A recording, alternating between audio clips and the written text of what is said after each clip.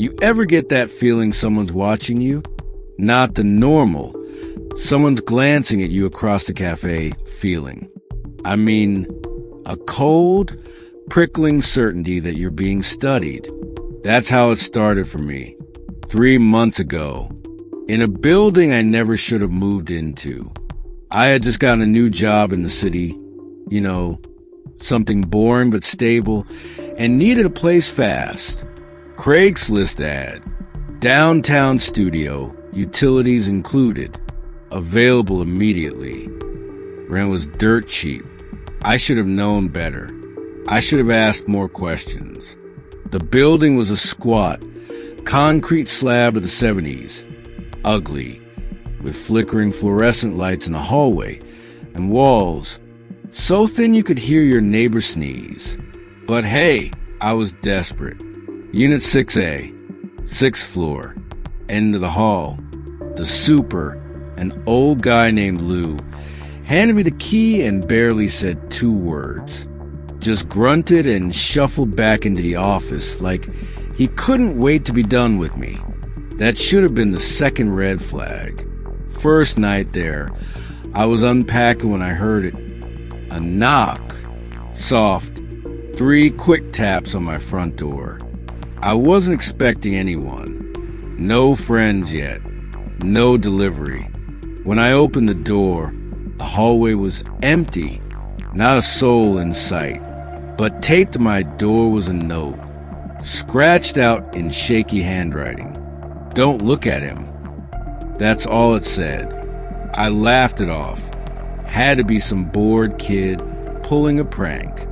Or maybe the super was crazy.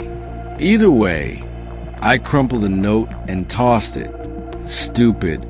If I'd listened then, maybe everything would have been different. It started getting worse after that. Every night around 2 a.m., I'd hear footsteps in the hallway. Slow, dragging. They'd stop right outside my door. Wait, and then move on. Sometimes I'd look through the peephole, but the hallway would always be empty.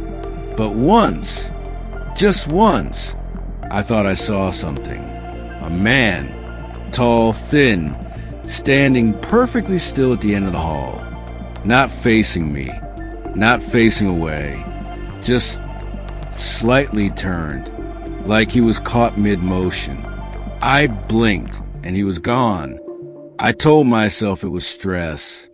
New job, new city, mind playing tricks. Until the night, I woke up to the sound of my door opening. Not knocking, not footsteps.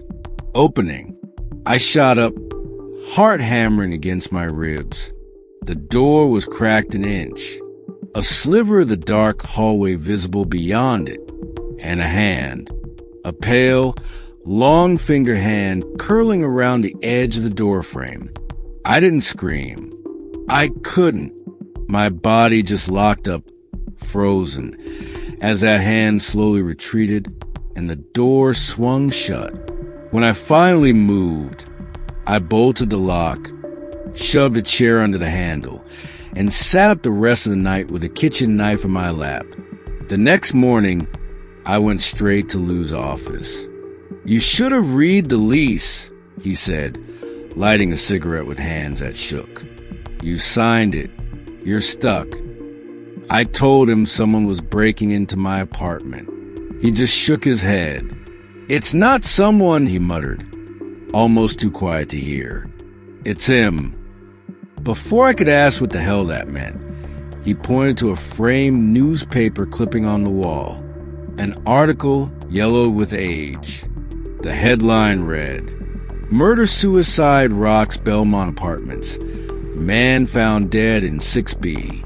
There was a picture, blurry and black and white, of a gaunt man in a suit standing in a police lineup. The same man I thought I saw in the hallway. Lou stubbed out his cigarette and looked at me with dead eyes. "Just don't look at him," he said.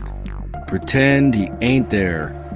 I should have moved out, broke the lease, eaten the deposit. But fear does something weird to you. It makes you freeze. It makes you believe, stupidly, that if you just act normal, it'll all go away. It didn't. The next few weeks were hell. Lights flickering. Knocks at all hours. The sound of someone whispering under my bed when I tried to sleep. Once, I came home and found every mirror in the apartment shattered, except the one in the bathroom, with the 3 words scrawled across it in something red and wet. I see you. I stopped sleeping, stopped eating. I was unraveling thread by thread, until finally, the night came when I couldn't ignore it anymore.